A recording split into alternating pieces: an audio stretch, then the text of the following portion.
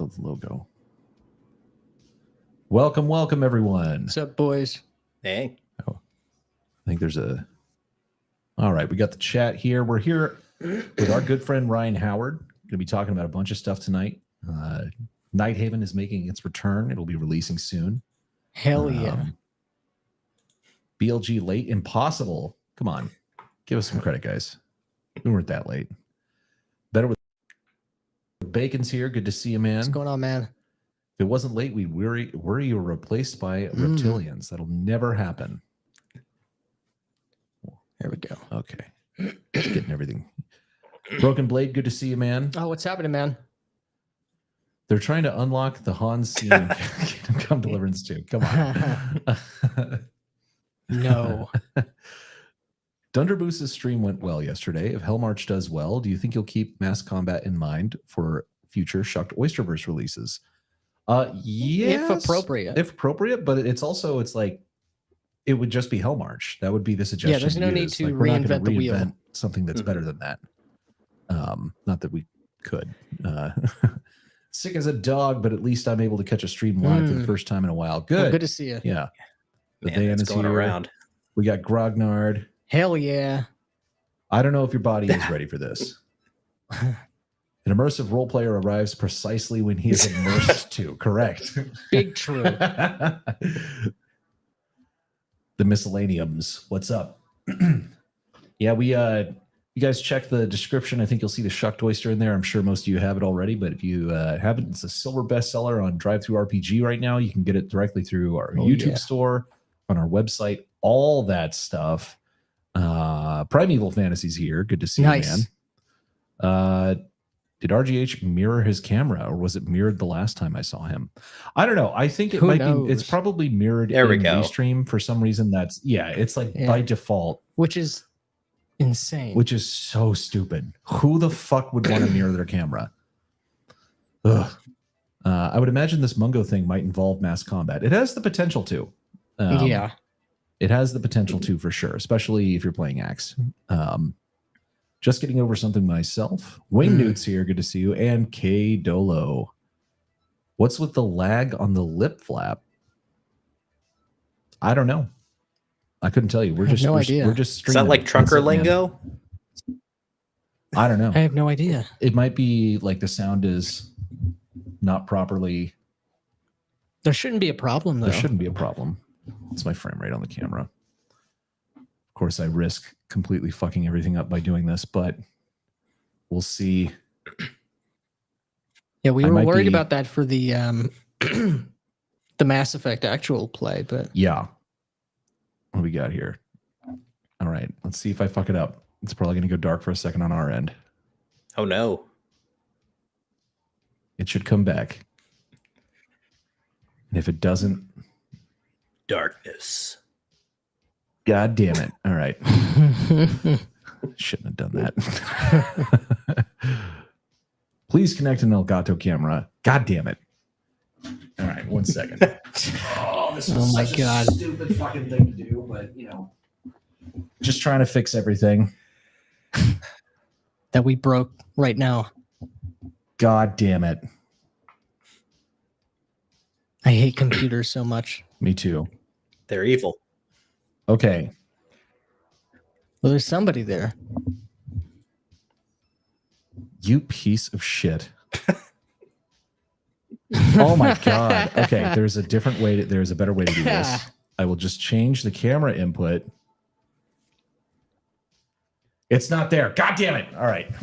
This is the same problem that we had with what the hell was it? StreamYard. No, this is a different one. Oh my God. Or we'll just turn the camera on and off. Come on, you son of a bitch. Here we go. Holy fuck. Yep. Yeah. You're welcome, everyone. Thank you to whoever said that our stream was fucked up and compelled me to do this. All right. This is why transhumanism is a bad idea. How you do a stream? It never works. Okay. All right. I heard a ding. Oh. Come on. It's loading. Oh, it's just going to have the green screen in the background, though. Why would it just have the green Unable to screen? access the camera. Well- Son of a bitch. All right, 1 second. Holy shit.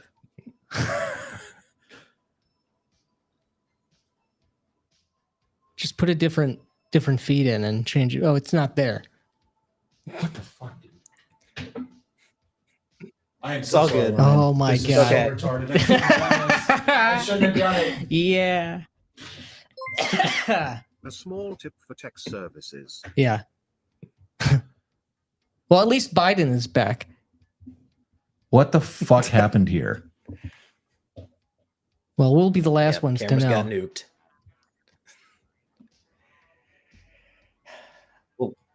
Whatever. Well- All right. Well, you guys don't get to see us, and it's your Anymore. fault. Thank you for the tech Yep. service tip. Anyway, this is a great stream. Holy shit. Bradford Walker's here. Good to see you. Let me see here. A great man with a great Great great Substack. blog. Yeah.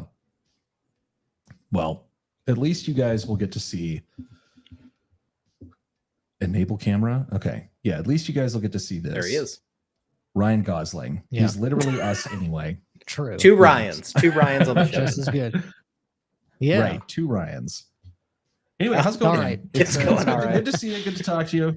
It's a shame you won't be at North Texas this year. Yeah. But we will definitely see you there Yeah. again, I hope. What's been going on with you? Oh, not a whole lot. Just stuck in the seemingly never-ending miasma of laying out your own book. Oh yeah. Yeah, that was that sucked when we were doing that for the Oyster. And We were doing it not stupidly, but not some smartly. of it, yeah, some of it was stupidly. But then there were technical issues. But we have this largely figured out, and we're doing it programmatically That's now, which is going to come with its own problems, but not the problems that were driving me to want to kill people. Mhm. What is this? Vampire is about mafia. What is Mage the Awakening 2 about? Tips on how I should run it. My answer is Roger Sterling's answer from Mad Men, which is who cares? We don't know anything about Mage. What is this? The amateur hour? Yes, it is, Crafty. Yeah, but I I don't will know. look into Mage though. Yeah, at some Nick will look point. into it. Yeah. That's your I will responsibility. give the right answer. Yeah, but I don't know because we haven't looked into Mage the Awakening. I tried looking at first edition a long time ago, and it just was not great. All right, this is a disaster. I'm sorry about that, everyone. Glad we spent all that time setting up the camera for me to fuck it up like that. Yep. But But- anyhow, you've been hard at work on the layout, it seems, for Nighthaven. So that I assume that means the writing is all complete. The art is coming in. Yes, it is. Or has been accounted for. Is it are you using like stock art or anything like that? Or are you pulling from just original artists? So I've got 3 original artists that are providing the bulk of the art on this particular book. So it's going to be Simeon Cochran, who everyone who has seen Horde Wars will be very familiar with. He did a lot of nice. interior art for that. The other Hell one yeah. is Victor Gorchev's go-to guy, Nolan Collins. He's doing a lot of great work here. Oh yeah, he's Yeah, so great. good. And then I'm also working with Jesse White, who has some stuff in Acts 2. Nice. Oh, very cool. Is he the kind of comic book style artist? Okay. Yeah. That stuff is Nice. really, really good. And then Basic Expert did my cover for me, which is amazing. Yeah. Nice. Yeah, it is very good. And if you guys have seen the thumbnail for that, You will have seen it. someone just subscribed. Thank Awesome. you very much. Yeah, let me see if yeah, but it's so what's the plan for release on that? And first, before we get any farther, for those of you joining who weren't here the last time we had Ryan on, why don't you tell us what Nighthaven is? Then we can talk about that as well. This book is called The Rake's Codex of Nighthaven. This is going to be the first volume, and what this is a city setting that has been divided up into multiple different books. And so each book is going to detail a section of the city, in this case, the Gate District, some factions that work within it. So in this case, the guards, the Knave Syndicate, who handle all of the gambling in Nighthaven, and the Sisterhood of Scarlet Madams, who handle the prostitution. Those are your main factions at work in this sector. And then there's an adventure at the back that kind of just goes through what happens when these various factions interact with each other, run into each other, and cause chaos. But the idea here is not just for the adventure to be the only thing that you do in the sector. It's to create each district of the city as kind of like its own self-contained adventuring world. So even if you just buy this book, you have enough material in here to run maybe even an entire campaign. I couldn't imagine not going into the rest of the city, but there's a lot that you can do here. Right. And so you're doing this section by section for the city. This is just one section. So this is a volume one, correct? All right, awesome. And so the focus is on these factions. Can you tell us a little bit about the factions? Yeah, so the first one that I wanted to introduce in this book was the City Guard, because this is kind of one of the most important things about running an adventure in a city is you're surrounded by people. And so the response to any action that you have is going to be kind of like swift and immediate. And part of that is going to be the guard. And so one of the first things that I needed to get in place is what happens when shit starts hitting the fan. And so I needed to introduce the guard, go through the different sections of the guard. So you've got your standard pikemen, your sergeants, and your musketeers.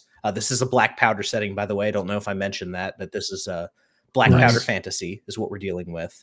And then there's also an elite unit called the Red Griffins, and they're the ones who basically when you need to drop their hammer on someone, you send them in. Waterdeep has like an equivalent. I don't remember what they're called, but it's kind of based on that. And then there's also this segment of the guard that nobody talks about called the Rat Catchers.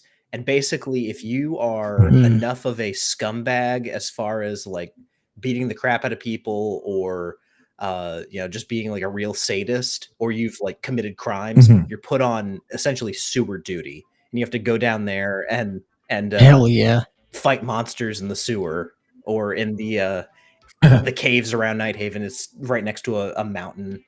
So, but part of this is also like there's an escalation table for how long, like if combat breaks out in the city, or you commit a crime and somebody sees it, here's how long it's going to take the guards to get here. If things aren't resolved by a certain period of time, then more are going to come, and that's all detailed in this table of how it works, all the way down to if there's a siege on the city, this is the way that lockdown works. This is what's going to happen. And I really just wanted to capture that, because immediately when you put a party in a city, if they forget, hey, this is different. This is not what this is not like adventuring out in the wilderness. Someone's going to throw a fireball. It's going to hit it's going to hit someone's like produce stand, and there's going to be pandemonium immediately. And so I wanted to let people know kind of what that pandemonium should look like in a city. And that was part of introducing the guards. That's awesome. Nice. So this is the cover here. This is the basic expert piece, right? Yes. Awesome. Yeah. So this, you've also obviously got this giant vampire bat here. Can we assume that there's some other stuff going on in the city? The adventure that comes with this is called Corpse Walk. A corpse walk is basically, if a monster is seen in the city, the guard undertakes this patrol regimen nightly, all hands on deck, called a corpse walk.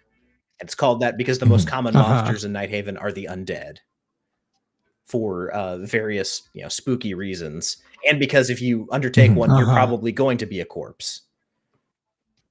Right. Nice. And so there So is ahead. vampiric activity on the streets of Nighthaven, and that's what I'll say about the adventure itself. And so that's Mhm. that's what the Hmm. giant bat's there for. Yeah. Yes. Crafty has a really Mhm. important question, which is does the book kink shame, does it refer to women as prostitutes Yes, and and whores? yes. Okay, good. Good. So it's an Sold. instant buy. Yeah. um, okay, so that's very cool. The Hell yeah. well, and the last time that we talked, I think you had said that this was a system neutral kind of OSR. Yep, that's product, right?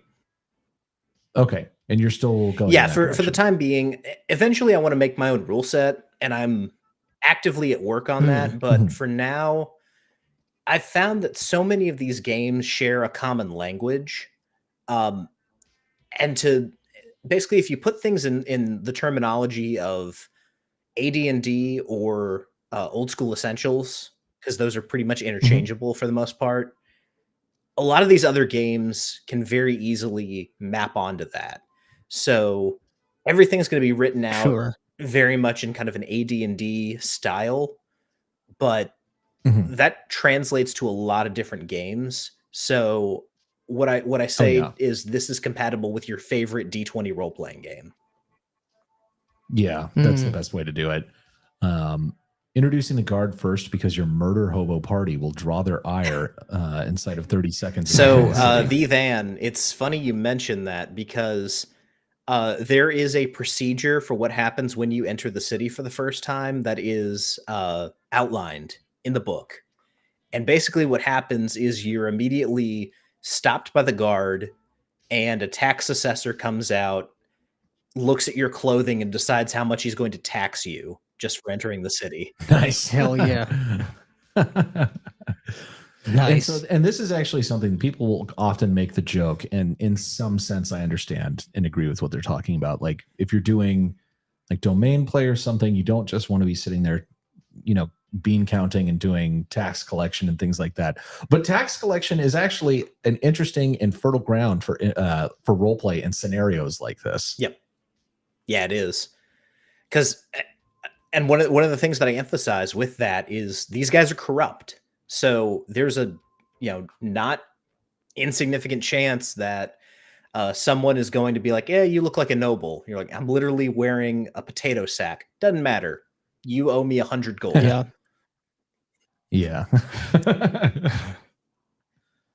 And so Yes. you have the guard. There are criminal factions, correct? Yeah, the two criminal factions, and these guys aren't. They are and they aren't criminal. So it's kind of the way that organized crime works in the real world, where some things Mhm. are not necessarily sanctioned, but there's an agreement not to prosecute, and as long as this particular group keeps it under control, everyone, no one's going to ask any questions. And so with that, we have the Knave Syndicate, who control gambling in Nighthaven, and the Sisterhood of Scarlet Madams, who are the prostitutes and whores, to use the preferred nomenclature. Nice. Yeah. And someone asked here, and again, Crafty, you can drop the Shucked Oyster right into Nighthaven and the giant bat makes sense, which is Yep, correct. That's true. That is true. We do have someone who can turn into a giant bat, I believe. How do they know that someone's a first timer? Sorry, you can, after this question, No. I'll let you, I'll cut you off. So You're not in my tax. yeah, returns. the short answer is they don't, which can be taken advantage of. But if you are coming in and out of the city on a regular basis, you've got you can obtain tax paperwork that shows where you're up on your taxes for the month, and that's how they track it. But of course, this is a corrupt system, so you can obtain fake documents. You can. I play an Augur Legionite priest, and within the Ring of Fire, who's a politician, theologian, inquisitor, and loan shark. Yes, I can confirm that tax collecting is very fun, especially when you're playing a Legionite Augur. Yeah, especially when you're 8 feet tall and have Yeah. a giant 6-foot iron sword to enforce your. Thank you for the super chat, Yep. Buckquack, and Thank you, and dude. thank you, Mr. President, for reading that for us. So yeah, you can obtain false documentation that shows that you have paid your taxes. If you're a resident of Nighthaven, you have these documents. that's one of the ways to get around it. But as always, there's lots of corruption, ways to game the system if you're looking to do so. Yeah. Now you mentioned that the guard is corrupt. This is also one district of many in a larger city. In a game where skullduggery seems to be encouraged, very thematically appropriate, we have a lot of different factions, all of them corrupt to one degree or another. I could easily see like a gameplay framing like this collapse into cops and robbers, or the criminals versus the cops. Right, we're doing the Untouchables again. The Untouchables is a great movie. Yeah. But is the guard well equipped enough, setting aside the corruption factor, is the guard equipped enough, manned enough, staffed enough, incentivized enough to actually strong arm these multiple partially legal factions which are doing legitimate business, but also no doubt much of it going on in the black market and beneath the surface, such that nobody has an upper hand here in the district? Yes. Yeah. So the guard is actually they're very much they're more militarized than like an average city guard, and I take great lengths to point that out in the book. The whole idea of the guard and their corruption is basically, if they don't want you to do something, you will immediately have hell rain down upon you. But if you can convince them to look the other way, that's really what you want to do. And so that's also part of the kind of graft of Nighthaven, is having influence with the guard that you can basically weaponize them. So if a certain gang curries enough favor or pays, big enough bribes, you can basically selectively raid your rivals. That's awesome. Nice. Okay. This sounds very much like playing a game of Vampire the Masquerade, to be honest. Well, yes. Yeah, so there's Which ample I like. opportunity. Yeah, me too. Ample opportunities for I mean, the whole point is the kind of factional play here. At least from, if you're playing a standard group of like adventurers, you're going to get caught up, and all of these factions, I'm assuming, have like some NPCs and whatnot to meet and interact with. Okay, cool. Yeah. But then, of course, there is the looming question of the B word, Braunstein. Was that the point of this, or just as something? This sounds like it's suited for it, or was that more accidental, and your kind of design was in that direction from the beginning? The way that I have it set up, you can run it with the NPCs that I have, or the NPCs are detailed enough that you could kind of slot in your own patron players. I think. I think this is when I was on Dundermoose. Becta Corbin actually asked about. Oh no, that was when I was on Axe to Grind. Becta Corbin asked about this. So yeah, you can run this as a Braunstein with like patron players if you want to do that. Was it designed that way from the beginning? Yes and no. When I started this project, the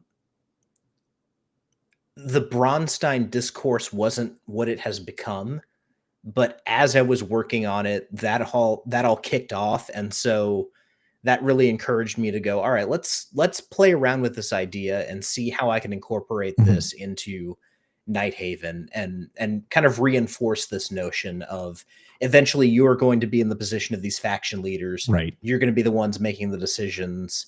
And then like, can you slot patron players in there from day one? So yeah, it is at the very least fertile ground for that style of play. Right. But and I haven't done a Bronstein, so I don't actually know, but I think like reading the reports of like what was done with the Shucked Oyster over the course of a couple of different Bronsteins, I think 3 at this point, it seemed like you got like a big explosive situation and then things kind of moved on. And I think that there is an element of the kind of conventional way of doing things, of sitting down one party week after week going through it, that you actually kind of miss opportunities for a lot of interesting things to develop, because the Bronstein seems like it just moves so quickly, and then it's like a flashpoint and then it's over. Yeah. I suspect that there's probably a lot that can happen in this, because it sounds like this. Okay, so this sounds like it's kind of like a non-linear thing. It's like you go in, this is a sandbox, it's kind of a city sandbox that you're going into, and you are interacting with factions, and the kind of plot or whatever that's going to develop out of that is essentially up to the players and the game master.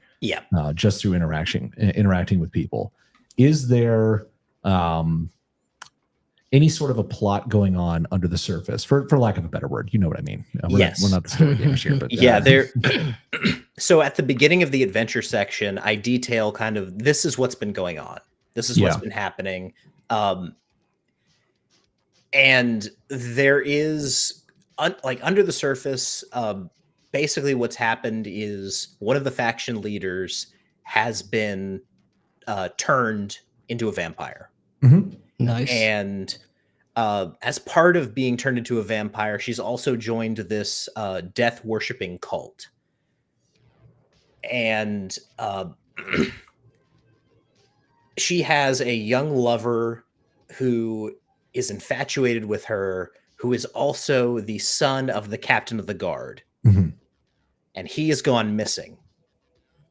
Since he's gone missing, there's been a slew of vampire attacks in the city. And so as the players enter, one of the suggestions that I had for the players to get involved is the guards pull them aside and say, hey, we've been told not to investigate this. But someone is causing problems in the city. We all feel bad, and we also have to live here. Someone's got to do something about this. Nobody knows who you guys are, so you take care of this, and we'll compensate you. Yeah. I mean, all of these different motivations and plot lines, consequences of actions which have happened before the players have arrived, and a kind of temperament and attitude which is going to shape how current and future actions take place. I'm curious, this is something that Vampire does very well. It also is, of course, a city setting in which you're not fighting monsters per se, orcs and ogres and what have you. You're fighting or operating, acting against people in a confined setting. Or a confined space, a city in both cases here. So when you're dealing with people who have multiple and sometimes contradictory motivations, connections, and emotions in one place that we're not really going to depart from, I guess you could always leave, right? And then who cares what's going on in Nighthaven? But any action which takes place is going to sort of ripple forever, and in some cases actually accelerate the reactions of multiple people. So I'm curious how was putting all of this together from a thematic and a motivational tool perspective different with Nighthaven than a general other fantasy setting or region. Something that would be more familiar, like you said, with an AD&D style game. So the primary difference here was instead of writing out this is the layer, this is the dungeon, this is the the evil wizard at the end of it, that kind of stuff. it was more outlining, here are the various relationships that the faction leaders have with each other. Here's what's going wrong with all of them. And if this happens, it's going to have a knock-on effect to this and this, or if you do this for this person, it'll boost the. So part of this is there's a relationship, there's a symbiotic relationship between the Knave Syndicate and the Sisterhood of Scarlet Madams, where a madam, which is, you know, someone who runs a brothel in the ranking system of the Scarlets, is married off to the Knave King, which is the like public face of the Knave Syndicate, and becomes the Knave Queen of that particular suit. And so one of those courtships is very much involved in this particular adventure. So there is a way that you can help the knaves and curry favor with them, but it's going to diminish your reputation in the eyes of the Scarlets. Or if you're all guard all the way on this, the Scarlets and the knaves are both going to be, you know, upset with you. I've obviously mentioned the way in which the guard is very much involved in the caper here. So that was the primary thing that I had to set up, is how do all of these dominoes connect to one another? And if you knock one down, what happens to all the other ones? Yeah.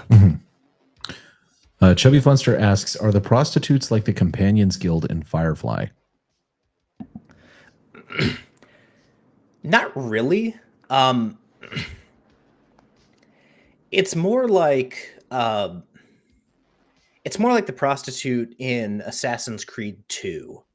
So each madam runs her own brothel, and they all kick back a percentage to this kind of group of ruling madams, is what they're called. Yeah. And then at the top, there's the prima donna who facilitates the entire thing.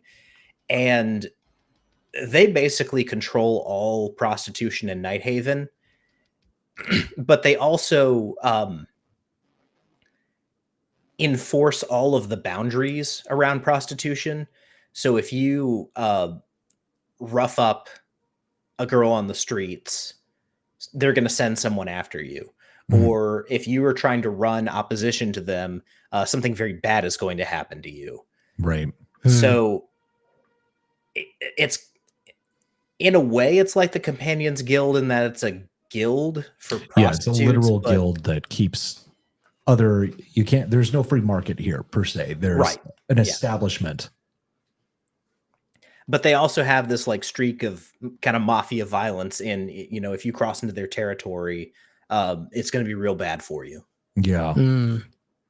That's awesome. And so this also sounds very Gangs of New York. Of like big, and we got another person,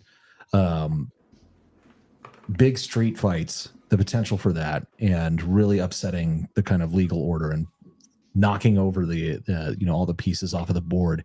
What were kind of the inspirations for this? What got you thinking in terms of making a D20 adventure in this sort of a setting, as opposed to making tombs and dungeons or a grand campaign setting with like kingdom level factions and stuff? So there aren't a lot of city adventures out there. There's a, you know, people can name, you know, Waterdeep Dragon Heist or the City State of the Invincible Overlord, you know, stuff like that. Very few of them have an inherent seediness to them, I've found. The only one that comes close, two that come close. One is Vampire, obviously. And, you know, Shadowrun, but Cyberpunk seediness is different from this. So we're going to set aside Cyberpunk for now. The only other one that I can think of is Thieves World. The Thieves World RPG does have this kind of inherent seediness to it. And so I really wanted to essentially create a fantasy noir adventure. Yeah. Where the thing that always kind of missed the mark on city adventures for me is there's not really a gang presence. There's no organized crime. And to me, that's half the fun of a city-bound adventure. I love gangster movies. You know, I love Batman comics and Daredevil comics because so much of the story revolves around organized crime. Yeah. I love Sin City. Oh, It's yeah. Of my course. second favorite movie of all Yeah. time. And so to bring that into a fantasy world, that's something that I don't see many people doing. And so it seemed like, one, something that I was passionate about, and two, something that was underserved in the market. And so I Yeah, wanted to kind totally. of bring these things Yeah. together. No, I completely agree. And not to go on too big of a tangent, but did you see Sin City 2? I watched the first 5 minutes and then turned it off because I was bored. Oh, I would suggest actually watching it because I was told that it was terrible for a very, very long time. And then I watched it like years and years after it came out. And I was like, it's just more Sin City. And people were like, yeah, that's why it sucks. I was like, what the fuck is wrong with you? I was like, Sin City was awesome. Of course, I just want more of that. Like, it's got the guy from Law and Order Special Victims Unit. She was only 19 years old. You know, like that. That guy, The main guy. Yeah, he's in it. He's fantastic. And of course, there is Ava Green, topless throughout most of it, which is awesome. I highly suggest it. But yeah, no, Okay, I should give it another try then. yeah, I remember watching Sin City, the first one, when it came out. That was right when the World of Darkness, the new World of Darkness had launched, and it was just like total fuel for running like a Blue Book World of Darkness game for me. Yeah. But it's exactly the sort of thing, you know. It's like, and I was thinking of this the entire when you're describing like the prostitutes, coming down on you if you try to go into their territory as being very Sin City. Yeah. Yeah. The big difference here, I didn't want to do the Sin City thing where like all the prostitutes are also like ninjas and right? In your black powder setting. Yeah, and so the prostitutes operate under a strict set of rules. One of which is a woman never raises her hand to a man, but they have this network of paid mercenaries and assassins that do that kind of work for them. And if you can get that kind of work, you're going to make a lot of money. And there's lots of, side benefits, shall we say, to doing that sort of work. Yeah. It seems to me also with there being 3 main strongly defined factions in the district that it would be very easy if you get this. And you should. How is this not immediately self-evident? Right.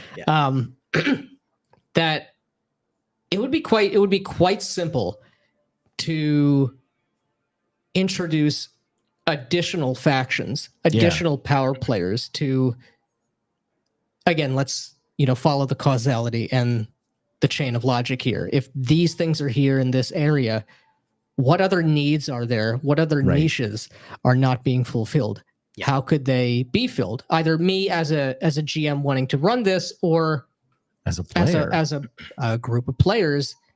Where can we fit in here? We're not really interested in getting the table scraps from anybody. What if we can have everything? Yeah. And of course, also this is one district, right? This is volume 1 of Nighthaven, so no doubt there's going to be more additional drama and interest in the future. But yeah, so a lot of what you're talking about there, that's actually going to be in volume 2. Because volume 2 is going to get into the 2 main gangs that kind of fight over the rest of everything in Nighthaven. But it's also going to include like rules for setting up your own gang. Okay, very cool. Yeah. And so I want that. Those are going to be mechanics that I establish in the next book. That being said, you're right. There is plenty of room in this book for players who are enterprising to kind of set that up themselves. Right. Kind of before I release my take on it. You can do that yourself if you buy this book. Yeah. And the other thing too is I like this sort of thing too, where you give someone a slice of it, and a creative game master and creative players will be able to fill in blanks about the rest of the city. Yeah. And of course that may end up conflicting with what you write, but I think the point is that you have a strong tone and direction and vision for it, which I think people aren't going to be off the mark if they choose to kind of extend it. Right. Yeah. These kind of, oh, sorry, go ahead. Oh no, I was just agreeing with. Mhm. I was just agreeing with Matt. He's so right. These Yeah. guys, he's so right. These kind of adventures, the Gangs of New York thing. Yeah. It's Who wouldn't want to play that? who wouldn't want to play that? Yeah. And you're completely right that this is, for whatever reason, it is such an obvious fit into a fantasy like genre, but it just hasn't been done. Obviously, Vampire is the master at this. It's the most known, most popular, most successful at it. And for whatever reason, the only other game that has completely accidentally kind of gotten this right, or gotten most people wanting to do this kind of an urban city, seedy Gangs of New York thing, is Within the Ring of Fire. But it's such a retarded game that nobody knows about.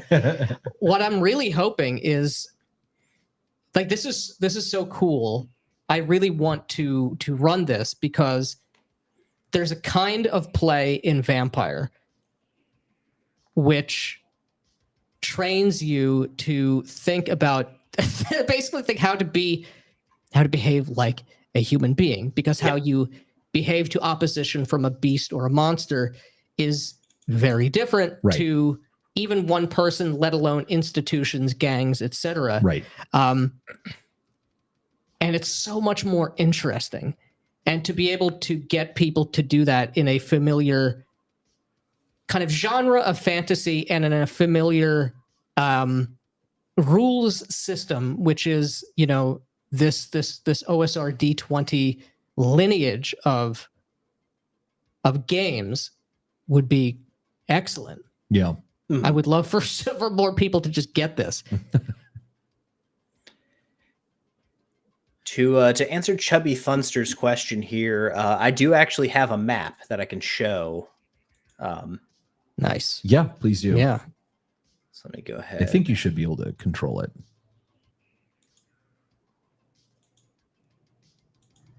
Go ahead, open this up in Affinity I think I see it here. so you guys can see.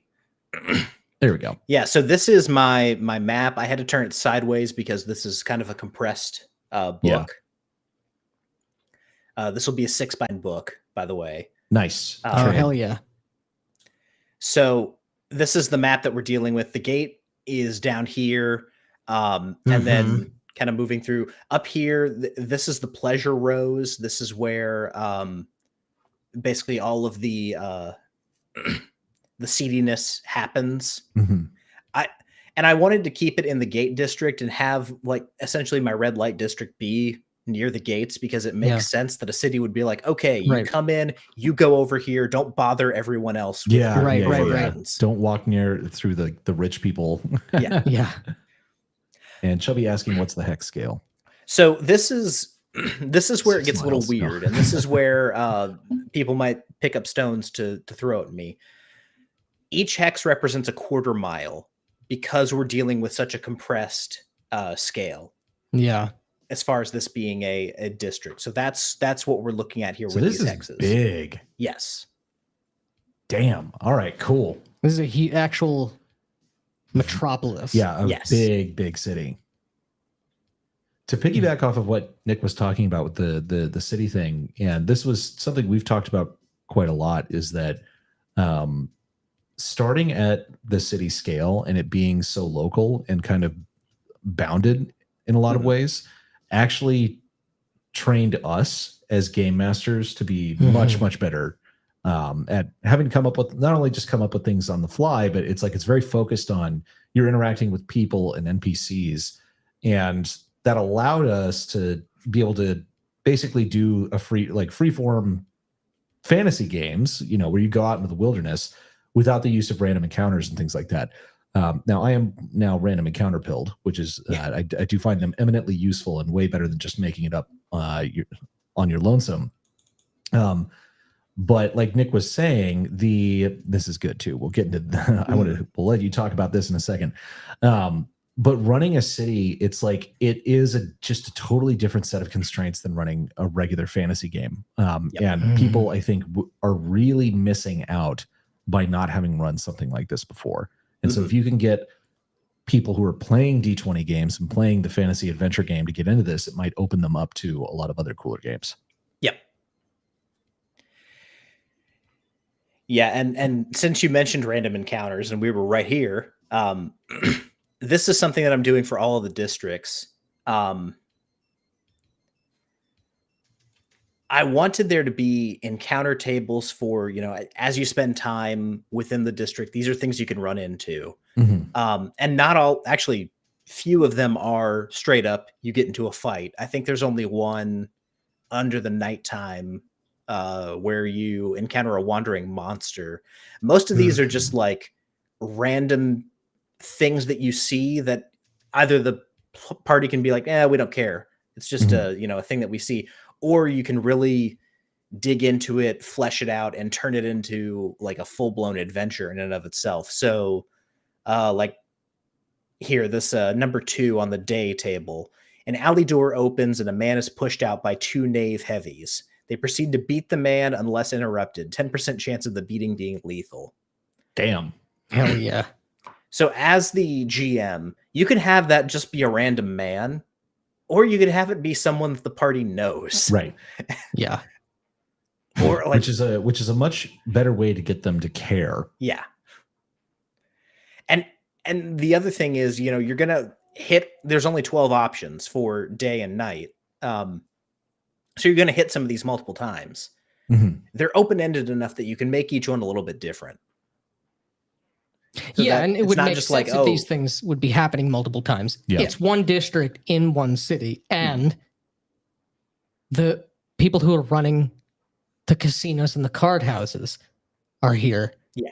There are a lot of people who did not want to pay after washing out, going one too many hands in.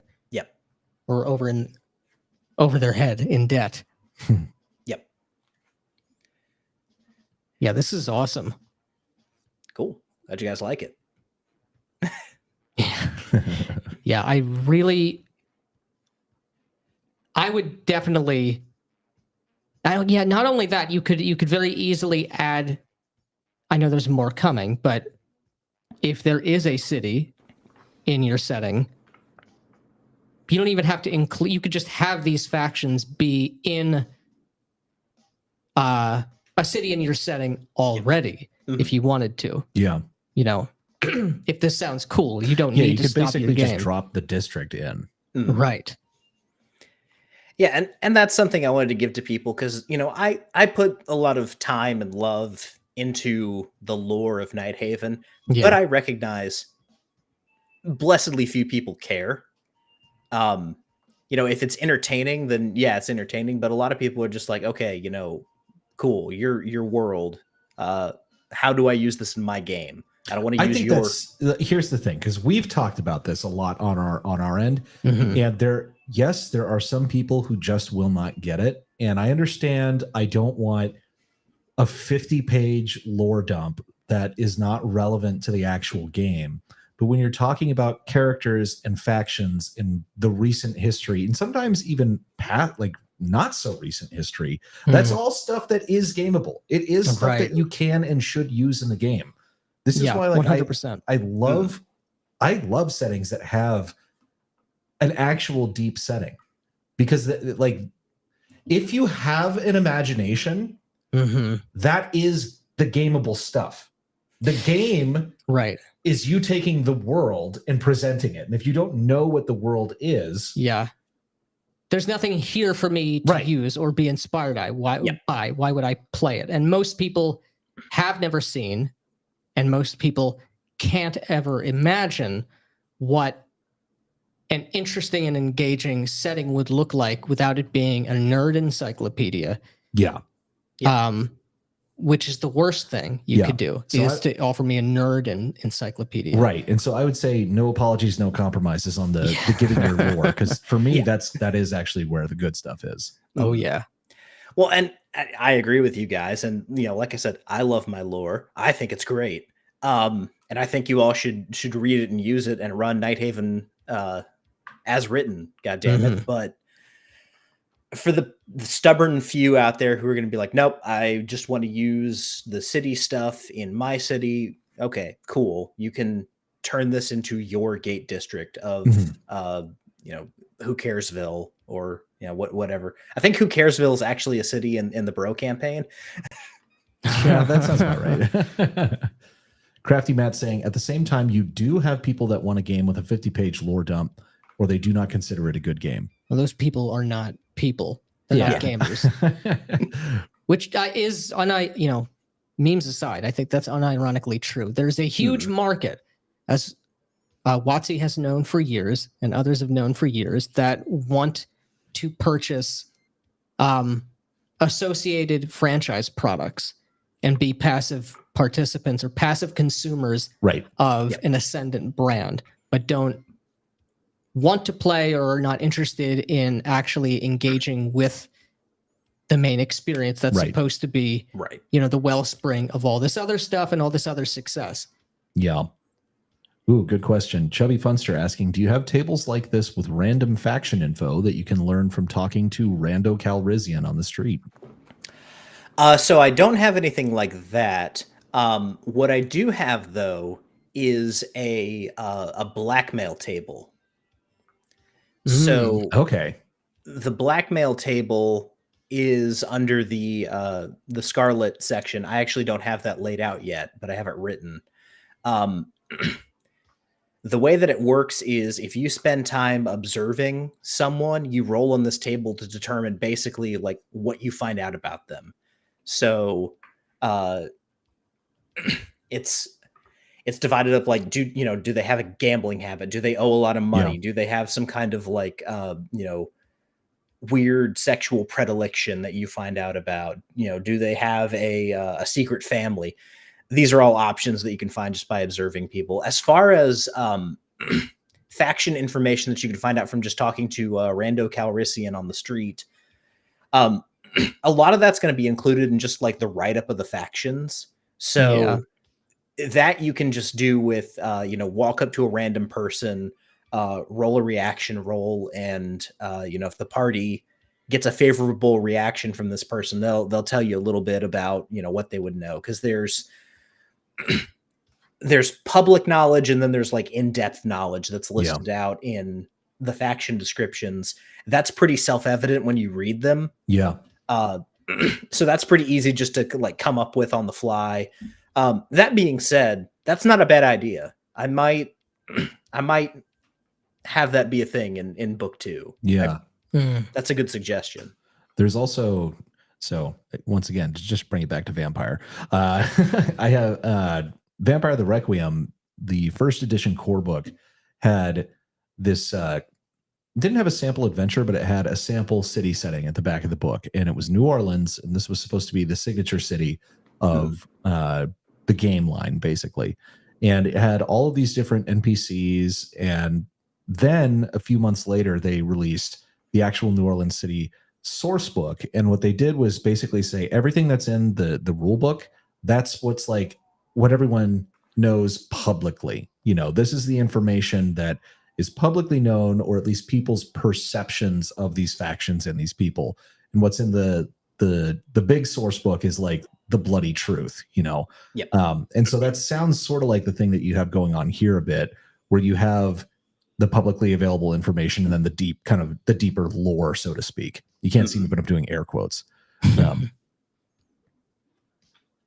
Crafty says there are people that think Shadow Dark is a bad game because it doesn't come with a built-in setting.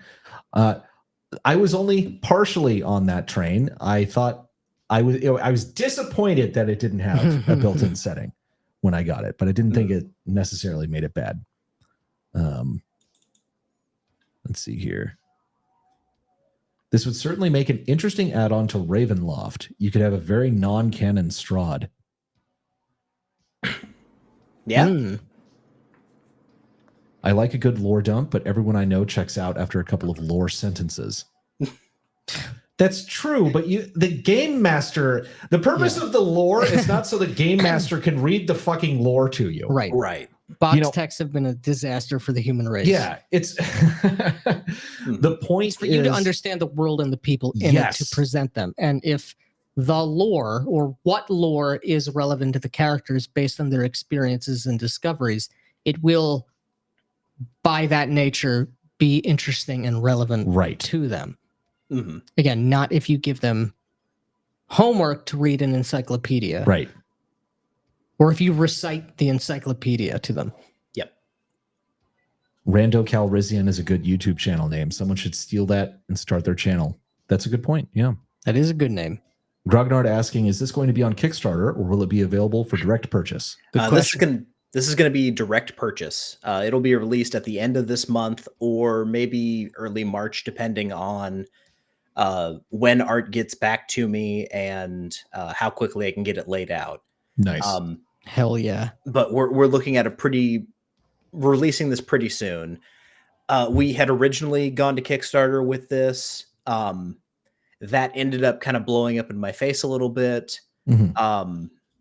Long story short, last time we talked about this, I was partnered with someone else and we were doing like a joint book. That is not happening anymore. So this I think it's probably better that you're doing this is its own thing, because now you can do this in volumes where it's like it's just Nighthaven and it's not going to be necessarily next to something else. Yeah. I love the idea of gathering blackmail info. There's an old PC game called 1400, The Guild, where you could use info like that to blackmail or lampoon the person with an anonymous public letter. Hell yeah. Yep, you could easily do something like that. Yeah. Even. So what is this we're looking at on screen right now? So I brought this up. Some cool Simeon Cochran artwork here for the Bower and the King of clubs that you're going to encounter in or battens, not clubs. Mm-hmm. I use the old school suits for the cards because it's medieval. But this text box right here, Nick, you mentioned those like box text descriptions. This is kind of my answer to those, because you're right, they're terrible. But the name of this book is The Rake's Codex, which might lead some people to ask, who's the Rake? Mm-hmm. The Rake is this amalgam identity, basically this like mythical thief type character that has existed in Nighthaven for a long time. And so this book is presented as part of his journals that you find. And so these boxes that you see here are little messages from the Rake. And so like this one says, whether you're going to the Royal Flush Club or the Warm Embrace, that's the Knave Syndicate Club in the district, and then the Scarlet Club in the district, you spend unreasonable amounts of gold to get fucked. Nice. Yes. Yeah, like little quotations like that are good. They're good. They pop. They're flavorful. Other games of Vampire also uses this, especially Requiem uses this. Shadows of Estrin uses this to a much greater degree because that's much more explicitly living the gimmick of like an epistological rule book. Exactly. The Shadows of Estrin, that book, the first at least third of it is just strictly lore, but it's all in-world documents that people have written and like letters about. But it's telling you like what the people think, people of different regions think of the other people of different regions from their perspective. So it really gets you into the world. I love that. I think some people will hate it. Yeah. But they're fools. But they weren't good enough to play anyway. They got filtered. But in Vampire, it's like the box text is, here's an interesting plot hook and like with some mystery, like run with it, Right. And something like this, like the quote you bring up, Ryan, right there. Boom. I know everything I need to know about that place. Yes. Not everything I need to know, but that's enough to get me excited. I know the central vibe to it, which is which highly undervalued by most people. And that's That's all you need, basically. Yeah, that's perfect. Cool. But who built it, and where did the lumber come from, Yeah. and in what year? And did they have machine tools yet? And Where does everyone go to the bathroom? Screws? Yeah. Fuck yeah. Mayor McCheese is saying, I just watched a 5-hour video about the first Succession War, so I'm the wrong man to ask about lore dumps. I think you might be the right man to ask. Yeah. I wouldn't Just really watched a present 5-hour lore- video about Metal Gear Solid, so I'm right there with you. There you Nice. Magnificent Devil saying, I wouldn't really present lore in a formalized way in play. Rather, I infuse it into how the world is presented to the players. Make it part of the world so the lore is immersive and natural. Correct. Yeah. And that's the thing. If you're going to a lot of locations like these clubs and things like that, you have to tell them what the club is and what's inside it and Right, who are right. the people. You know, it's not lore. Like I think people use the word lore to just describe some boring Facts and information. masturbatory shit that I wrote, you know. Yeah. Yeah, the worst part of lore is when someone's describing something that's way cooler than what you're doing right now. But Or even worse, it's way less cooler than what we're doing right now, but you're the only one who thinks it's cool. Yeah. either you're the only one who thinks it's cool, or hey, why aren't we doing that? That sounds a Yeah. lot more fun than this. Yeah. Can we So- just be doing that? Fat Samurai, this is going to be available, I believe, on Drive-Thru RPG. That's either correct. end of this month or beginning of next month. Yep. RPG lore should be inspiring enough to where a GM feels he has enough information to work with in order to spark an adventure. Yeah. Yes, the gameable lore is the interesting lore. Exactly. Another game that does this spectacularly is Cyberpunk 2020. Yeah. Full of pithy quotes and insults and Yeah. witticisms and brief. Even the rules descriptions are like flavorful and covered in hot Yeah, sauce. yeah, It's yeah. fucking awesome. Yeah. Yeah, a lot of cyberpunk books actually do that really well. I can't remember if this was you guys or someone else. I think it might have been one of you that left this comment on one of the other streams that I did, where you described Nighthaven as fantasy cyberpunk. Was that you guys? Or was It that might I don't have know. been. I agree with it. I agree with it. It does sound like something I would say. I would and say, but I can't take don't credit recall. for it for sure. Yeah, so you've got all these different factions, good use of box text, interesting characters, factions. Is there obviously there's magic involved since there's monsters and vampires and stuff like that, but Mhm. do we have like any new magic systems or like what is on offer, since this is basically a setting and system neutral sort of a thing? Are you adding mechanics, or is this more of just the straight adventure setting book. Yeah. This so this time around it's more of just a straight adventure setting book. The plan is to introduce more mechanics as they become relevant. So one example is dueling. Because we're in a black powder setting, at some point players are going to end up wanting to either rapier duel or pistol duel with each other. It just kind of fits naturally.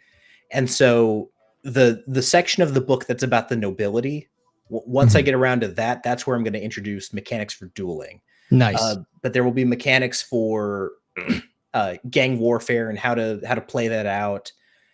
So eventually there will be some mechanics introduced, but not in this book in particular. Right.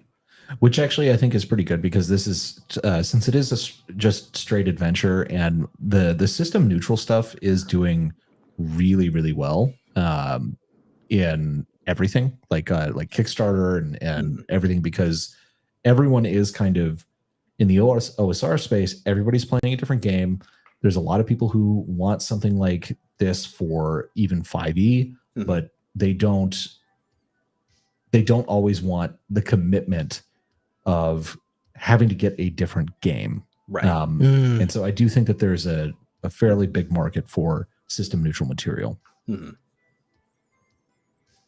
Yeah, and I don't have to commit one way or another to I want to use this particular system, because one thing I found is, especially with black powder fantasy, not every system works as well for it, and sometimes there's a lot of times where it feels like the black powder rules that some people have put out there are very tacked on. Mhm. And so I do actually have my own set of black powder rules that I wrote, but those are on my blog, RGH Press. If you guys want to go there, you can find my rules for how I personally handle black powder weapons in fantasy. Nice. Hell yeah. Would you consider consider including that in this? Yeah, I'll put that in one of the appendices. Nice. Okay. That's a very Yeah. good idea. Mhm. I will. So something I do want to say on the layout here that you have, Yep. it has the kind of like pages of the book on the side. Yep. Is that a part of the physical page that it's going to be printed on? Yes. Okay. The only thing that I would consider, because we made a mistake with this, is that center, the interior margin, that king card is Mhm. going to fold into that when it gets printed. Yeah. So you may want to bring that in a tiny bit. Yeah. But it's yeah, Do that just right make now. sure to double check all the stuff that they have on margins and everything, because we just started laying out the book and I did it wrong from the beginning, and then I like was looking at it later. I was like, "Fuck!" I had to change a lot of stuff. It didn't help that the drive-through template is Dog shit. yes. Yeah. Yeah. Hey, Patty's here. Good to see you, man. It is a very terrible website. Yeah. Yep. Thank you for dropping in, Patty. We appreciate Yeah, it. thank you, man. We always love seeing you. Rex Teal saying a lot of RPGs make the big mistake of adding in lore that players would want to interact with, but can't because it's been experienced by Yeah. in the past setting. Yep. Yeah, by NPCs. Yeah, exactly. Yeah. Always the worst. Always Yeah. the worst. But That is what I would actually consider lore, so to Mhm. speak. Whereas like Correct. the actual usable stuff is just information. Yep. Like, yeah, information and flavor in Yeah. the best the sense game. of that word. Yeah. Right. The things that I'm actually interested in. Oh, Here's a good question. Trying to fit. Well, it's not a question. More of a comment, really. Trying to fit a musket reload times into a system with 6-second combat rounds and not go insane. Challenge impossible. So one thing I will say to that, there are like military manuals out there from the era of black powder that explain how many aimed shots a trained soldier was expected to be able to fire within a minute, Mhm. and that's how you break it down. Interesting. Have you, by chance, watched the Shogun show that came out on Hulu recently? I watched a little bit of it and I liked it, but I never finished it for one reason or another. It's definitely worth watching. And I don't know how realistic it is, but there are portions where he's using black powder weapons versus like samurais with swords and stuff like that. And it was really cool. And it seemed at least somewhat plausible with his reload Mhm. times. Yep. A good musketman should be able to get off 3 aimed shots in a minute. Yep. 4 if they're very good. Mhm. And I believe if you've ever seen the movie Glory with Yes. Denzel Washington and Matthew Broderick, I believe Matthew Broderick actually says that Mhm. in the movie when he's training the soldiers. Chubby Funster, pro tip, you can find your layout mistakes over 2-month period if you have $100 to burn on proofs. I know from personal experience. Yeah. Yep. It was awesome. Oh, here's one more thing I would suggest. Mhm. Find out what the bleed settings are that you have to add. Yep. And turn that on so you can see what the bleed is and extend those pages onto that bleed area, because you Yep. will need to have that, so in case it gets cut, because that was a mistake we made with the Shucked Oyster. Not all of our things that needed to be in the bleed. The chapter headers. Yeah, Yeah. the chapter headers and whatnot, and it fucking cost us over a month. So Yeah. it's terribly annoying. Not good. Mhm. So you have the city map. Are there any location maps? Like are there dungeons in this? That's a good question. So there is one small dungeon at the very end of the game. There is a cult temple that you can explore, and it's a smaller dungeon. But this time around, I didn't do like a Blackwater is the only main. way guns are fun Sorry, that's outside President a Biden. futuristic setting All as a good. human. Thank you for the $5, Edens. Black powder is the only way guns are fun outside of futuristic settings as a human. I'd actually disagree with that. I wouldn't have a modern day gun in a fantasy setting. Well, I would have a black powder gun. No, I know, but it's Potentially. he's talking about any other games though, like a modern day game setting Oh, with guns. I don't- not being that. I don't fun. think I agree with that either. I don't think I agree with that either. Especially And since we're there are friends. games that do it terribly. Yeah, for yeah, sure. for sure. But not if you have Modern Necessities from Victor Gorchev. It's true. Yeah. Modern I'm necessities, sorry. and then I mean, I like a good Western game. There's lots of games that do the 6-gun thing very well. So Yeah. Hmm. Yeah, there's a way to make it interesting, Yeah. for sure. But you were before President Biden. So You're talking rudely about a interrupted dungeon you. or Yeah, a you're talking cult. about a Yeah. cult temple.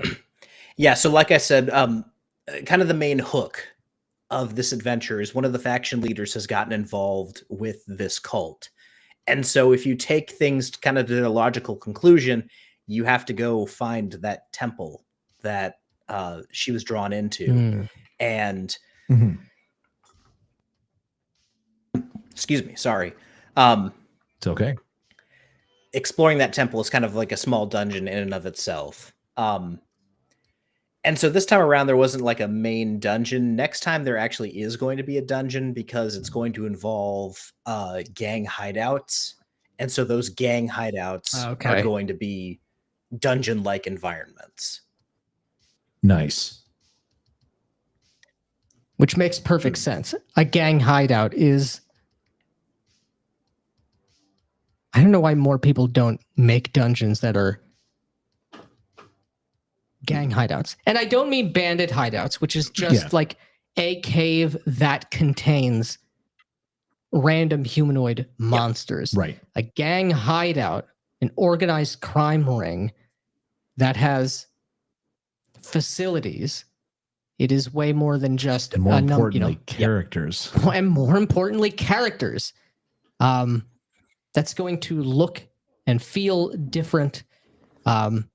Going through it is going to be a much different experience than a dungeon in the typical understanding of that word. Yeah.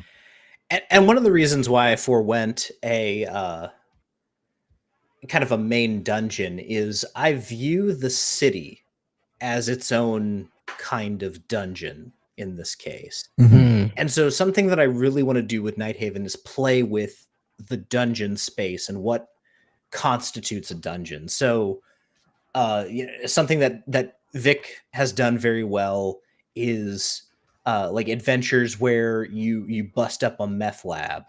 I believe that's actually included with at least one of the versions of Modern Necessities. So like, a raid is a dungeon crawl of a kind. Exploring a gang hideout would be a dungeon crawl. The trope of meet me at the docks at midnight, come alone, that can also turn into a dungeon crawl because, like what's in that warehouse? What do they have waiting for me there? These are all different variations on dungeon crawls that not a lot of people play around with because, again, the genre is relatively unexplored. So that's kind of where I want to focus as far as dungeons. It's not just here's a hole in the ground with treasure.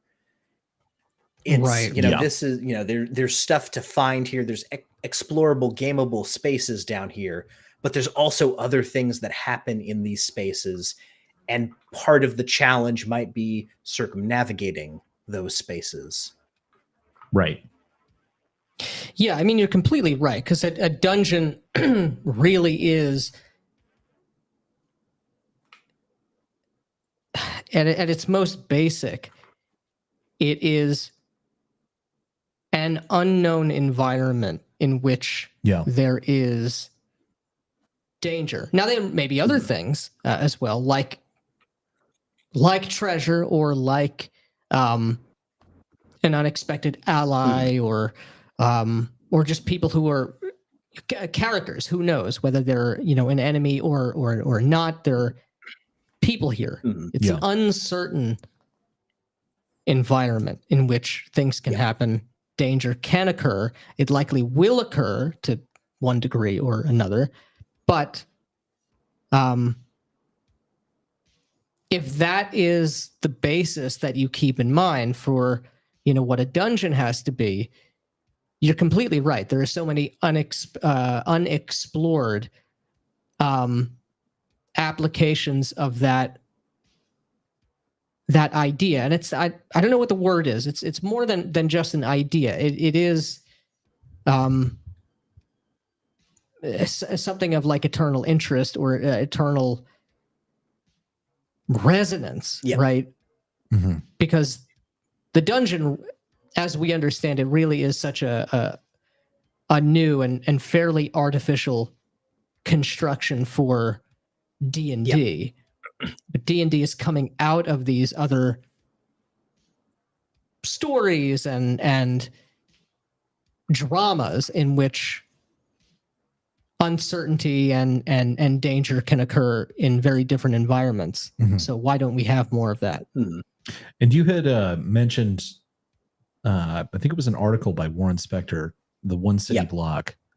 And can you talk a little bit about that and how it relates? Yeah, to absolutely.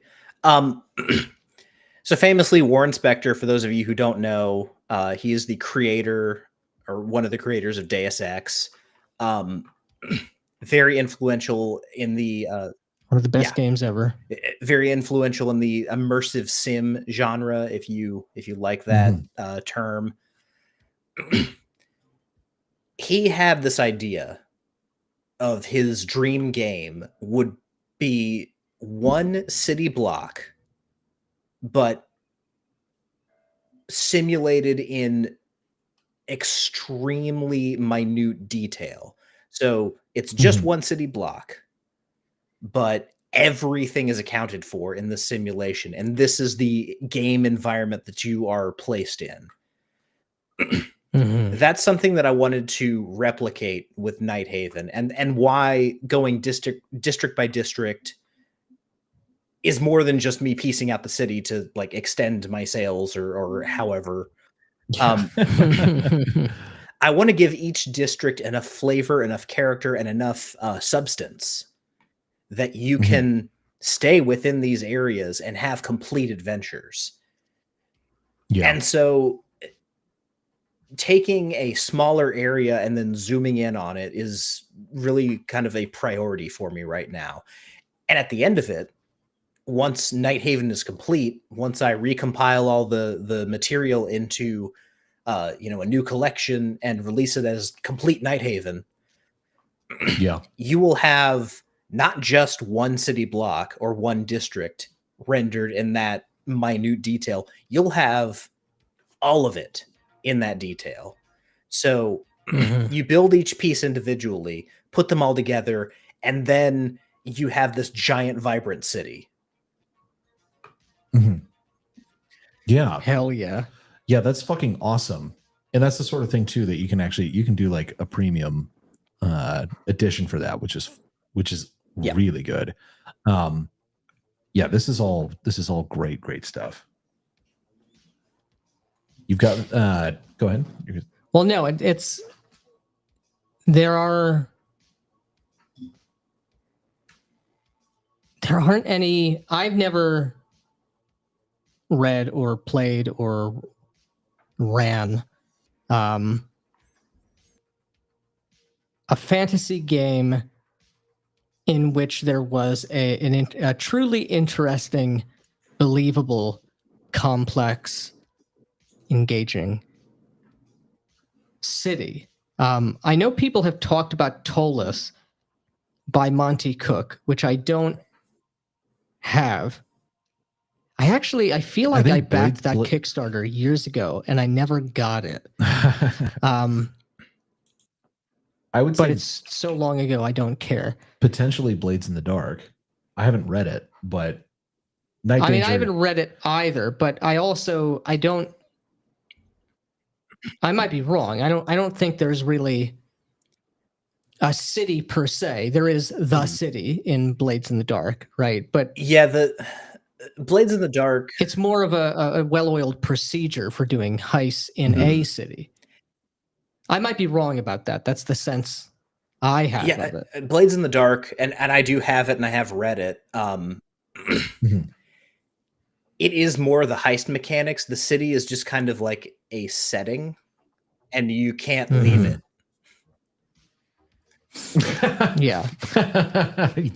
Literally, it's like the city is shrouded in darkness outside, and if you leave, it's basically like if you leave, you're essentially leaving existence or something like that. It's like Dark City. Yeah, like you're literally on a spaceship. And it's that is a different thing, because like in Vampire, you also don't leave the city. Yeah, you can, or but it's very difficult, very dangerous. But even like in Nighthaven, I am not particularly interested, given what I'm hearing, to want to leave the city, because the city is where the interesting thing happens. Yeah, that's very different from being told not only can you not leave the city, but more importantly, from a Blades in the Dark perspective, this game, you're only to do one thing in one place, or you're playing a different game. Yeah. By all means, if the heist mechanic is interesting, cool, more power to you. But that is not interesting to me, even from an experimentation point of view. If I can't role play a character with all of the breadth and complexity that entails, I'm really not interested, and I feel like I'm in a cage. Yeah. Yeah. The City of Sanctuary from Thieves World has been adapted several times. Yep. I don't know what that is at all. Thieves World, Thieves World was a anthology series from, I think it started in the 80s, but it was all set in the city called Sanctuary, and it was very much like fantasy noir, kind of. But it was worked on by multiple different authors, and there's a very good Green Ronin book that I believe came out in the original SRD 3.0 era. Basically, like the first D20 boom was when this was released, and it actually is very, very good. Interesting. Spencer says Lankmar. Yep. Lankmar. Lankmar is also very good. You have to be willing to engage the core premise. That is true. I mean, you have to. Yeah. I don't know if you've ever seen. Have you ever seen Seth Zintek's videos on YouTube? You would know. This guy, he makes. You got it, though. You have to, though. Yeah. He's the funniest. He is literally the best YouTuber. Funniest YouTuber. No one even comes close. But he does video game reviews of these incredibly autistic simulationist, like indie games, and some mainstream games as well. Yeah, he's done Morrowind and but Bloodlines. It's like he does not play the games in good faith at all, at least from the perspective of the developers. I do not comply with the premise. Yeah, it's like the premise is not what's interesting to him. What's interesting to him is like systems-based simulation games and how he can just utterly break and abuse them. Yeah, it's really, really funny stuff. The reason it's so funny is he's able to weave a story. It's like, so I role played this instead. The videos are so good, dude. I'll send you That some sounds afterwards. Is he doing like Zachtronics games? He's God, what has he played? He's played like everything. There's a bunch of weird games I've never heard of. A lot I don't remember, but like Dwarf Fortress, he Caves did of Could. Caves of Could.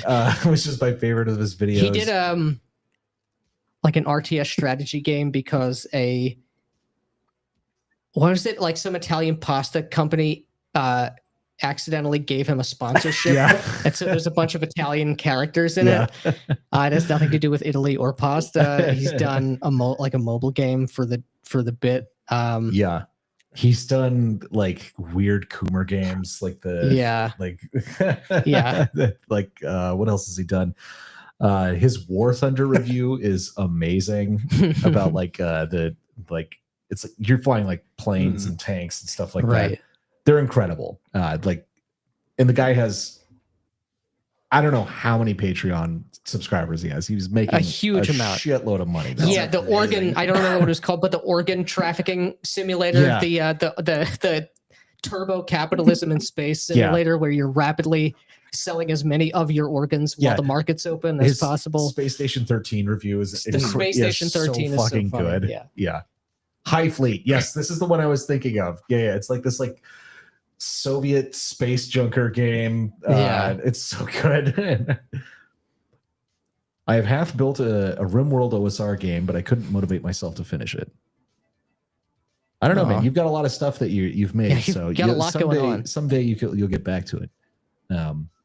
Anyway, I don't want to get too far afield. Is there anything that we have not covered in Nighthaven before Nick and I just start talking about Seth's videos more? No, I think we've covered kind of the big overview of this. Yeah. I mean, like that's pretty much the long and short of what you'll get here. It's going to be available on PDF and POD. So yeah, I will be getting mine. What do you think the final page count will be, roughly? We're probably going to be looking at somewhere between 120 and 150, I imagine. Nice. All right. Yes, that'll be perfect. Especially for a single district. That's really good. Epilepsy warning. 3, 2, 1. Yeah. Yeah. So you got plans for more? Yep. More of these, so you have all of Nighthaven. Will there be, I know you're working on your game, which I believe is Project Skeleton at the moment. Can you tell us anything about that? And will Nighthaven feature as a big part of the setting? Yeah, so once Project Skeleton is ready, Nighthaven is going to be like essentially the default setting for it. Oh, cool. And all then right. Nice. As I go through Project Skeleton, I'm going to be kind of going forward and backward in time with Nighthaven to like different eras of play. So if you want to do more traditional fantasy, we'll be moving into like the history of Nighthaven and the continent of Dareholm that it is situated on, so that you can do your more traditional fantasy, Sans Black Powder, all that stuff, and work through the earlier eras of history, and then move forward in time, because I have in my head this idea for this alternate reality of Nighthaven where basically the dragons that used to rule over the continent literally shattered the continent. And so now boats have become super important, and that's going to be my way to do a pirate RPG. So nice. Oh, okay. I will say the one chapter of the Axe rulebook that I have not read is the Sea Voyages, because I was like, we're not going to the ocean. I'm not doing this. Yeah. You say that now. I know. Yeah. I hope my players are not watching this. Yeah. I do not want to go on the ocean. I don't immediately. Someone is watching this. Someone somewhere. So what's the basis of Skeleton though? It's tell us a little. Yeah. So what I'm working on with Project Skeleton is kind of taking apart the idea of the D20 fantasy game and seeing if I can like move some pieces around and make something new out of it. I don't want to throw out that mechanic entirely. Because again, I feel like so many people focus on, I want to do something completely different from that. I don't want a D20 at all. And that's how you end up with Matt Colville's game. We're literally just going to go around our elbow to get to our asshole because we don't want to do what everyone else is doing. So we're not doing that. But the ideas that I wanted to play with is one, instead of having actual scores for your stats, you have um, affinities in particular, I guess attributes would be the way to put it, that give you bonuses to your rolls. And every roll that you do against someone else is an opposed roll. So if you're fighting, you're rolling an attack, they're rolling defense. And that's how you kind of resolve mechanics. Armor is a bonus to defense. You can use different tactics to alter your defense roll. That's really what I want to play with. That, and then this idea of, instead of having levels, there is still kind of a level-like concept, but you have to train to level. You gain your ability to train, one, by getting gold to pay your trainers, and two, getting reputation to convince them that you're worth training. And then you role play through training rather than just, here's my gold, here's my experience. I do like that. Yeah. I do like that. And so, like, over the course of your training to get to your next level, there's a series of 3 rolls that you have to make. And if you fail 2 of them, then you don't gain that level. And those are going to be presented as like role play opportunities. Yeah. Hell yeah. Okay. And the idea is to funnel people upward from, here's your very generic warrior, thief, magic user, cleric, all the way up to, like, I'm thinking top level, like king would be a class that you train into, or general,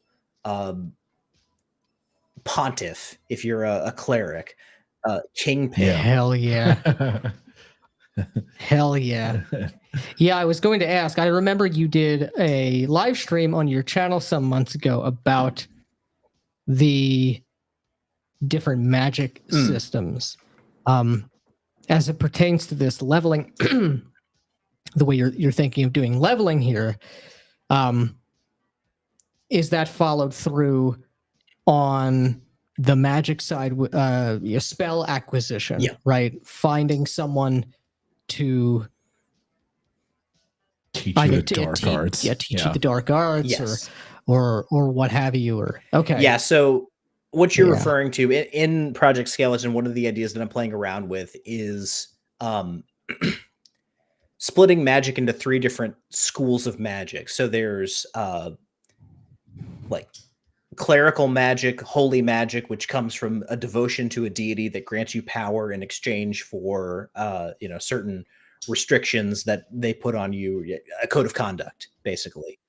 Then there's arcane magic, which is finding the formulae and equations that allow you to hack the energy of the world around you. And in a lot of cases, that involves staring into the abyss until you can no longer blink ever again. And why would you need to if you have magic? Yeah. And then there's primal magic, which involves becoming aware of energy within and without, essentially kind of placing yourself within the natural streams of magic and learning how to subtly redirect them. And this is what that's how I view both druids and monks, monks in the Eastern sense. Yeah.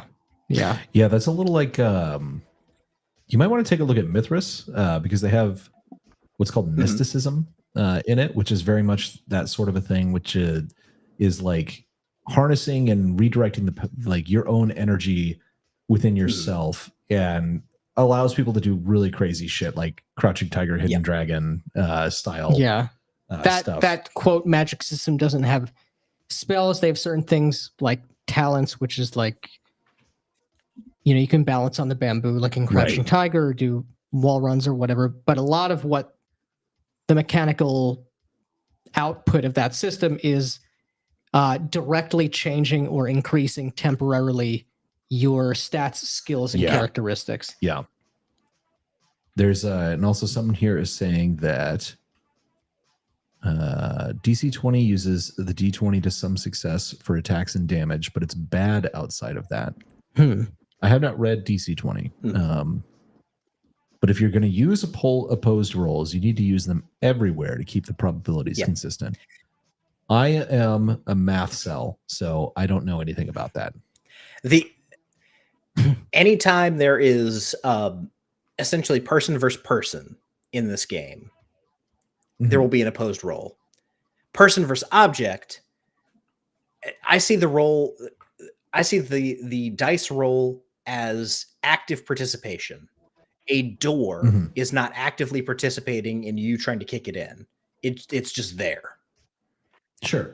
Yeah, which makes perfect sense to me. And games like RuneQuest and Mithras, which actively use opposed rolls, that's how they do it. Right. As well. The door isn't rolling. The door isn't rolling. Yeah. The door crit on you. Where you had the quantum failure and broke your hand on the door. Yeah, before you touched it. Because you rolled so poorly. Yeah. But it rolled so well that it stopped you before you could even begin. Yeah. Broken Blade saying you don't need to use opposed rolls for everything. Yeah. I think you are right, Ryan. Anytime there's an active participant, opposed rolls are good. Otherwise, and part of that, and this also goes into like the whole mechanics around stealth and awareness. Part of it is if you're aware, you are able to actively defend and make those active rolls. If you're not aware, then you can't. And you're just like at the mercy of whatever happens. And I hope your passives are really good because you don't know, like you can't see the guy sneaking up on you with a dagger because you don't even know that he's there. Right. Yeah. Which was your fault in the first place. Yeah. Opposed rolls are awesome for combat. Indeed they are. Indeed they are. And I think GURPS is the closest thing to active defense, but it uses 3d6. I've never played GURPS. I probably never will either. I probably never will. Yeah. And so like my mechanic, it is going to be multiple dice. So it's a D20. Yeah. D20 represents just kind of the natural probability of doing anything. So everyone, when they act, will roll a D20. What you add to it is your affinity dice, which will be a maximum of 2d6. And then a skill dice, which goes up as you train. And then you're going to add all of that together, and that'll be your result. So the idea there is, you might not be as skilled, but maybe you're super lucky in this case, or you're not super lucky, but your skill is able to help you pull through. And so you have these three forces that are acting upon you every time you do something. You have your natural talents, your training, and just pure good old-fashioned luck. Yeah. Oh, we got a super chat. I legit to use opposed rolls for opening doors. You're rolling against the skill of the guy who built the lock. Thank you, Maverick Cheese. Actually, someone did actively participate in making that door.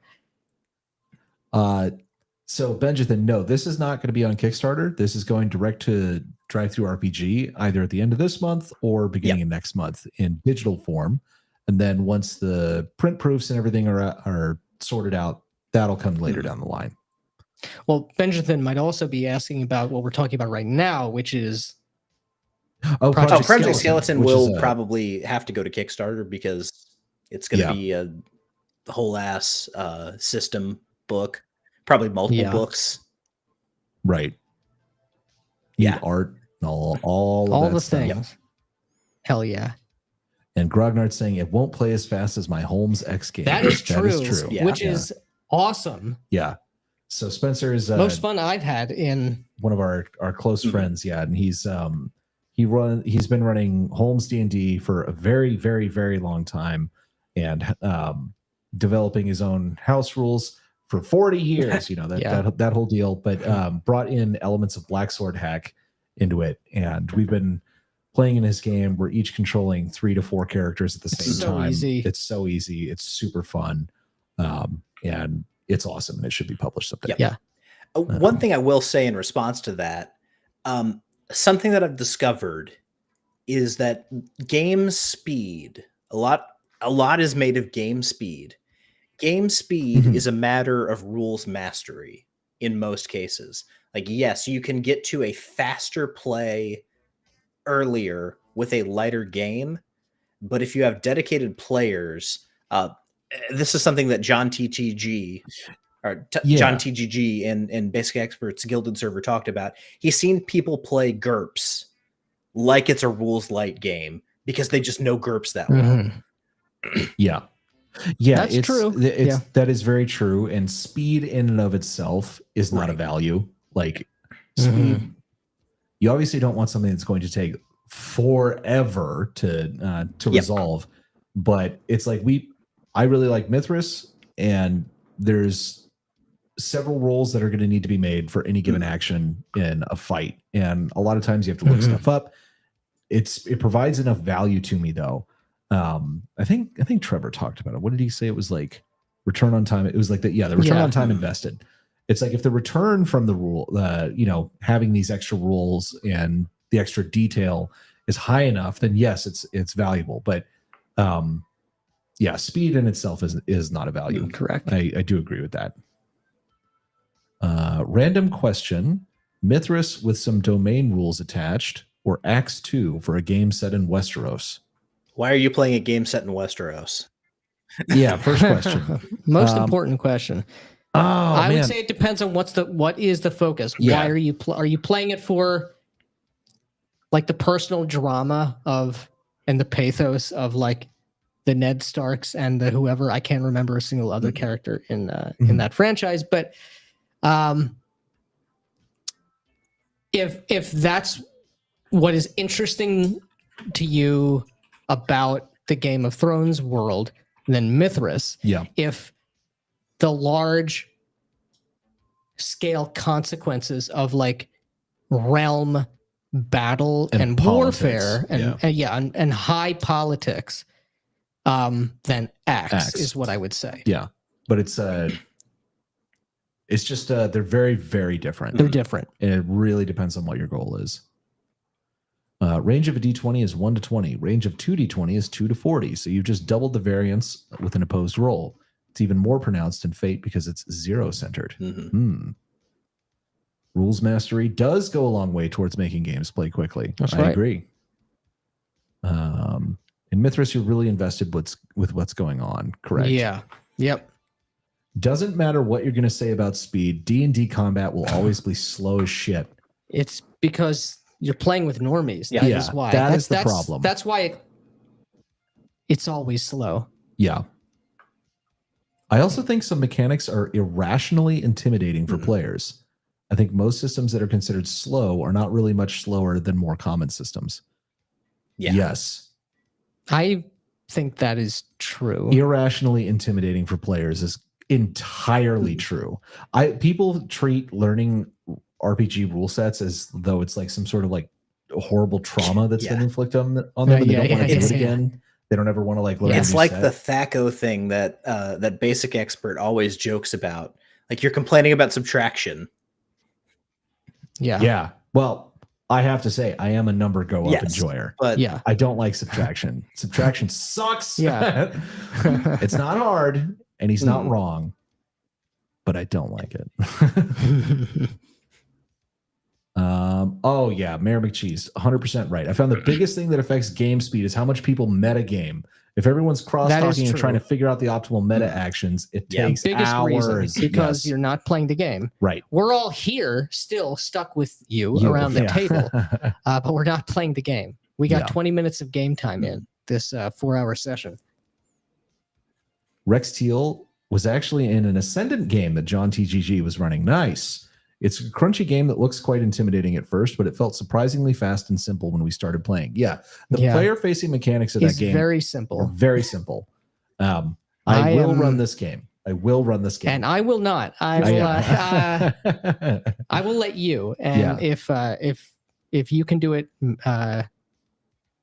maybe I'll run it. Yeah. All the YouTube advice about how to speed up D&D combat is always crap. pretty much. Yeah. True. If you're in a situation in a game that requires fast pacing most combat scenarios, then there's no meta talk, there's no book checking. If the mage does not know what his spell does, he skips the turn. Yep. Correct. Mhm. I did that in the last time we played Axe.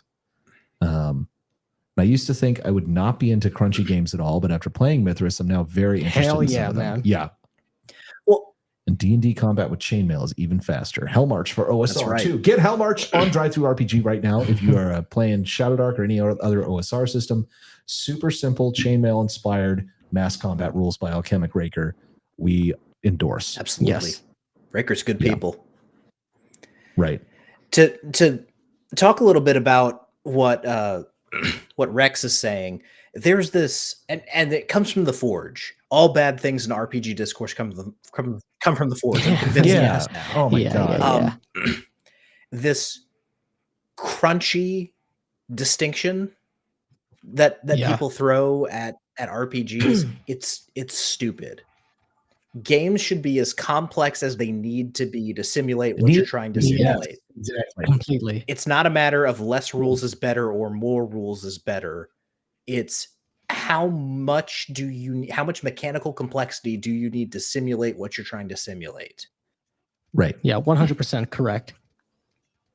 Yeah, that is a false distinction, and the GNS thing is so stupid, and I So hate fucking seeing retarded. it. Yeah. Oh my God. Yeah, we saw. We didn't That guy watch the video. is so absolutely insufferable. I hate Mm, Ron What's his Edwards. name? Ron Edwards. Yeah. Oh Yeah, my. he God. is like, you just look at him and you hear the voice physiognomy, and you also know that he emigrated to, I think, Mhm. Sweden, some loathsome Norse country, but for probably very leftist reason. Yeah. But I don't know. But yeah, But- no, it's like you ask him a An question. absolutely insufferable, like, smirking Wojak human. Yes, 100%. It is my dream to one day find some way to lock him in a room with Alexander McCrease. Yeah. Yeah. Hiding the full complexity of the game by presenting things in a hand of cards is a big reason Magic the Gathering was successful. Imagine how slow it would be if you could use any card in your deck at any time. Mhm. That would be terrible. Yeah. Initiative slows combat down too. Just have the GM dictate the order of how things go. Rounds still exist. Initiative seems like a way to split the game into 2 stages too, which sucks. Well, it's a people have commented on this of, like, you know, you have the combat mode and the everything else mode of play. I think that is largely right in how things have been done. But I don't know if that's a necessity or if it is just an unsolved problem or a skill issue, you know, frankly. I don't know. I think it really depends on kind of what you're going for, because different initiative Sure. systems really they fundamentally change the calculus on who wins. That's true. Like the McCrease, you know, has famously said every campaign is a law unto itself. Mhm. But he changed that to every campaign that uses individual initiative and acts as a law unto itself. Because if you're not playing if you're using like side initiative and acts, the game breaks down where it is whichever side acts first wins. Which is often the case it anyway. maps out that way. So it's like you can't fucking you know, do many it. have So, commented on this. Yeah, it's not a trivial issue for sure. One of my favorite initiative systems was, and I've talked a lot about this, is from Victory Games' James Bond RPG. It's I believe a D10 roll. But the way it works is everyone rolls, and then the lowest roll announces their action first. The highest roll announces their action last, but goes first. And so it's this simulation of have foreseen every single RuneQuest does move this. that everyone is going to make in this room, but I have the drop on all of them. And it plays out super cool. Yeah. Well, you will experience this in a month, Ryan, in the RuneQuest Nice. game, because this is exactly how RuneQuest operates. Yeah. They call it strike rank, and it's exactly that. There's declared actions in the order of basically in what's being represented is the slowest person first. Right. Simultaneous resolution is greater than side initiative is greater than individual initiative. I have done simultaneous resolution and I did enjoy it quite a bit. And I got that from a Professor Dungeon Master video. If you have a system that requires a game master to do homework, then it's a slop system. Yes. Yeah. I just like picking up a manticore and putting it in to fight my players. Yeah. Mm-hmm. Forge collapsed. Story.net collapsed. Storygame.net. Their movement is dead. Their philosophy is bankrupt. I wish I could just scrape the remnants off the collective shoe once and for all. Yeah. Yep. You love to see it. You'd have to like set fire to Evil Hat Games headquarters to do that. Yeah. Which we, of course, do not endorse. Yep. Do Christopher not endorse. Coulter. Yeah. Combat is distinct because baking a cake seldom gets you killed. That's true. Depends on how bad you are at baking. Yeah, that is also true. Yeah. I especially get annoyed when people complain about page count as if it's equal to complexity, which is complete BS. OSE is a bigger book than Whitebox, yet Whitebox is the crunchier game. Yep. For sure. Mm. And I think there's an optional rule in Axe for group initiative, which I found to be very good for mid-sized combat. It goes very quick and doesn't seem to break the game.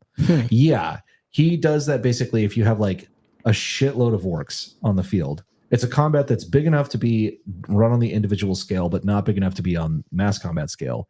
It's just do group initiative. It's like these 5 orcs go on this tick, you know. Yeah. The next 5 orcs go on this one. So it's not like I have to roll 40 d6s to figure out the initiative of every monster. Yeah. Mm-hmm. Oh. I don't understand how people fail to grasp the idea of combat without initiative. Roleplay scenes have no initiative and they work. Rounds still exist, but if you don't speak up, it means you skip. Yeah. Yeah, you can do that. Yeah. Mm-hmm. Yeah, and that's one of the things that I've appreciated about hearing more from people like Crispy and others who are more into the immersion side of role playing. Mm-hmm. So much of what slows down combat is let me look through the book to find out what the spell does, right, or what should I do? I hate that question at the table. What should I do? Just do what Yeah. you only see what's in front of you. You know, there's a guy with an axe Fail RP. charging at you. Right. I didn't know what I was supposed to do. So, anything to cut that out is good. Yeah. So, like, understanding what's in front of you and then just acting on what you see in front of you, that's what you should be doing on your round. Everything else, like, yes, your turn should be skipped. Yeah. Just do what your character would naturally do. It doesn't even matter whether it's optimal or not. I certainly have to, in any of the games we've that you have run on our locals or when we ran the Shucked Oyster, it is not about. I could have survived that CryptoLogger. That's true. You could have. Game, but I chose to because I wanted to leave. The security was being called on us, and I dove through the broken glass, and I was shot many times. You were shot, and you crit failed your attempt to jump through the window. Jump through the window. Broke your neck on the the broken bulletproof glass. But that's what I would have done, and that's what did happen to me. Yeah. Yeah. Anyhow, I think we're coming up on time. Is there anything else you wanted to hit on before we say goodnight to everybody? No, that's pretty much everything I had. This has been a blast, guys. I love coming Hell on yeah. here. I love you guys. Yeah, it's always fun to talk to you, man. Yeah. Cool. If only our camera didn't. I know. If only I hadn't unplugged the camera. But again, it's the chat's fault for making me telling do us there was a problem. Yeah. Anyhow, we are going to sign off for the night, guys. It's been a lot of fun hanging out with you, and we will see you next Thursday. Take care, everybody. Have a good night.